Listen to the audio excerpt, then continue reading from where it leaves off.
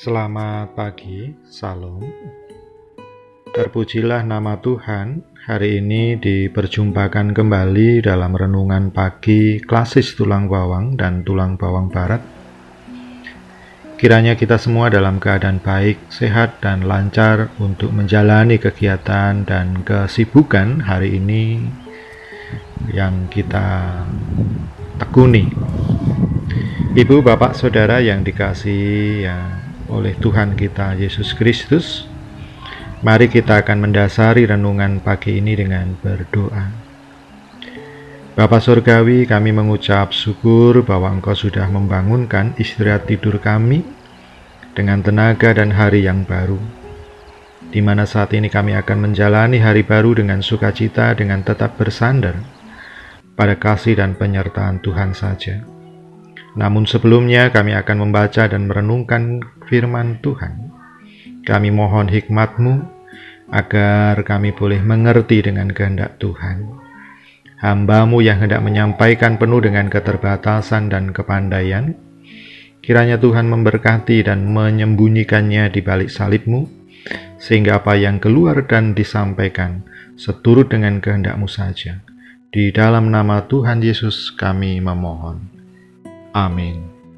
Ibu, bapak, saudara yang dikasihi dan yang mengasihi Tuhan kita Yesus Kristus, perikop bacaan kita hari ini terambil di dalam Kejadian pasal 11 ayat 10 sampai yang ke-26. Kejadian pasal 11 ayat 10 sampai yang ke-26 akan kita baca di ayat yang ke-10 dan yang ke-11. Inilah keturunan Sem. Setelah Sem berumur 100 tahun, ia memperanakkan Arpaksad 2 tahun setelah air bah itu. Sem masih hidup 500 tahun setelah ia memperanakkan Arpaksad, dan ia memperanakkan anak-anak lelaki dan perempuan. Amin. Dari perikop ini, mari kita akan merenungkan sebuah judul penyertaan Tuhan. Ibu, bapak, dan saudara, sesudah membaca silsilah ini, kita dapat memahami bahwa Abraham berasal dari salah satu anak Nuh yang bernama Sem. Dalam silsilah itu, kita dapat melihat kehadiran penyertaan Tuhan. Tuhan seakan-akan merancang melalui generasi yang turun-menurun untuk memunculkan berbagai tokoh yang dapat menjadi teladan dan inspirasi dalam kehidupan orang percaya. Karena itu, penghormatan terhadap leluhur menjadi hal yang penting.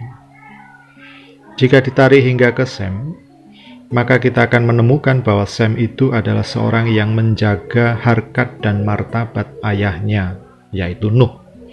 Itu sebabnya Nuh memuji Allah yang disembah Sem dengan mengatakan, "Terpujilah Tuhan Allah Sem." Bisa kita baca dalam Kejadian pasal 9 ayat yang ke-26.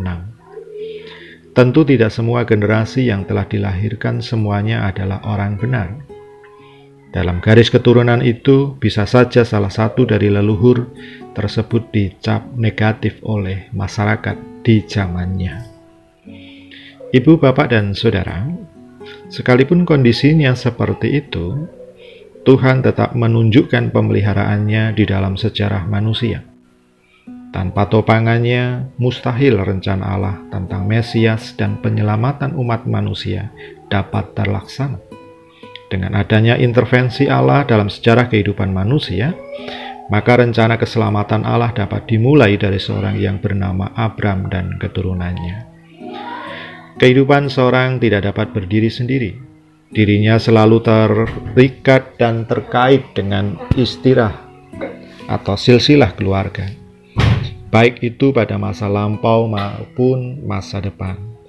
Karena itu, betapa pentingnya menghormati nama baik leluhur kita, sebab apa yang kita lakukan saat ini terkait dengan masa depan anak cucu kita nantinya. Amin. Mari kita akan menutup renungan kita hari ini dengan kita berdoa. Bersyukur untuk firman-Mu ya Tuhan. Kami sadar betapa pentingnya menghormati nama baik demi anak cucu dan generasi selanjutnya. Kami meyakini bahwa penyertaan Tuhan tetap terjadi di dalam kehidupan kami dari saat ini sampai Maranatha.